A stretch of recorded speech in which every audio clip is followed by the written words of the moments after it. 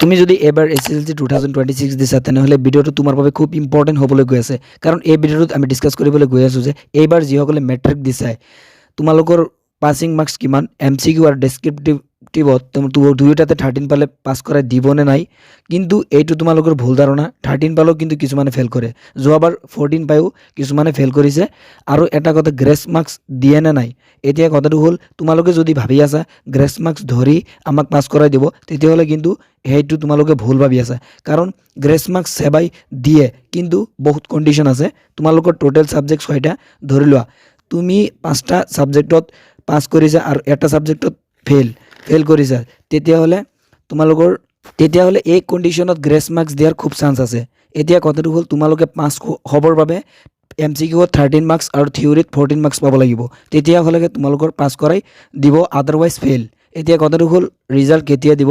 ৰিজাল্টক লৈ এতিয়ালৈকে কোনো ধৰণৰ আপডেট বা অফিচিয়েল নটিছ সেৱাৰ তৰফৰ পৰা এতিয়ালৈকে অহা নাই। ৰিজাল্টক লৈ ইমান টেনশ্যন লোৱাৰ দৰকাৰ নাই, কাৰণ ৰিজাল্টৰ ডেট ঘোষণা হ'লে হিমন্ত ছাৰে বা ৰণোজ পেগু ছাৰে ফেচবুক বা টুইটাৰৰ মাধ্যমত তোমালোকক পোষ্ট দি জনাই দিব। ৰিজাল্ট চেক কৰাৰ কাৰণে প্ৰথমতে তোমালোকে প্লে ষ্ট'ৰটো অ'পেন কৰি ল'বা, আৰু প্লে ষ্ট'ৰটো অ'পেন কৰাৰ পিছত তোমালোকে ইয়াত চাৰ্চ কৰিবা ASSB result. ASSB result search কৰাৰ পিছত তোমালোকে ইয়াত ক্লিক কৰিবা।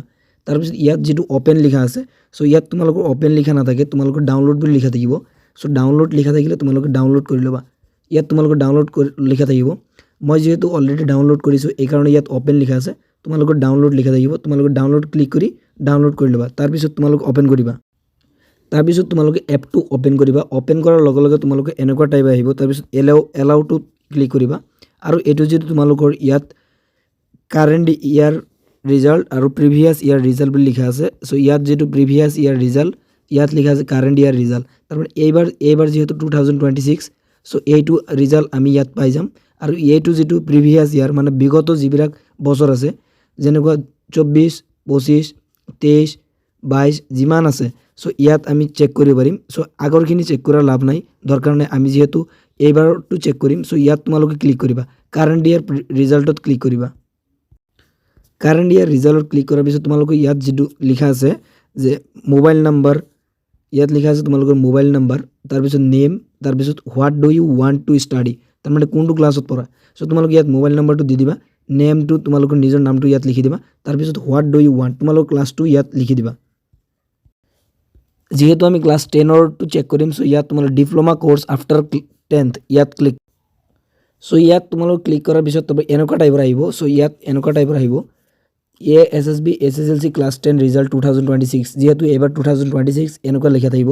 তাৰপিছত Assam SSLC result 2026 likely in April, মানে এপ্ৰিল মাহত দিয়াৰ খুব চান্স আছে, ইয়াত লিখা আছে। আৰু এইটো যিটো তোমালোকৰ পোষ্ট আছে, ৰিজাল্টটো ডিক্লেয়াৰ হোৱাৰ পিছত যিদিনা ৰিজাল্টটো ডিক্লেয়াৰ হ'ব, এই পোষ্টটো নাথাকিব, এই পোষ্টটো তোমালোকৰ নাথাকে। ইয়াত থাকিব তোমালোকৰ মাৰ্কশ্বিট, ইয়াত তোমালোকৰ মাৰ্কশ্বিটখন থাকিব। চ' মাৰ্কশ্বিটখন অ'পেন কৰাৰ আগতে তোমালোকৰ দুটামান বস্তু দিব লাগিব। তোমালোকৰ ৰোলটো আৰু নাম্বাৰটো এণ্টাৰ কৰিব লাগিব ইয়াত। তাৰপিছত ৰোলটো আৰু নাম্বাৰটো এণ্টাৰ কৰাৰ পিছত তোমালোকৰ মাৰ্কশ্বিটখন ধুনীয়াকৈ অ'পেন হৈ যাব। চ' ইয়াত তোমালোকৰ লিখা থাকিব। চ' ৰিজাল্ট এতিয়ালৈকে যিহেতু ৰিজাল্ট ডিক্লেয়াৰ হোৱা নাই, চ' এইকাৰণে ইয়াত পোষ্টটো আছে, পোষ্টটো কিন্তু তোমালোকৰ আউট হৈ যাব ৰিজাল্টৰ দিনা। চ' এনেকুৱা প্ৰচেছত তোমালোকে ৰিজাল্টটো চেক কৰিব পাৰা। চ' ভিডিঅ' ভাল লাগিলে চেনেল ছাবস্ক্ৰাইব কৰিবা। থেংকছ ফৰ ৱাচিং।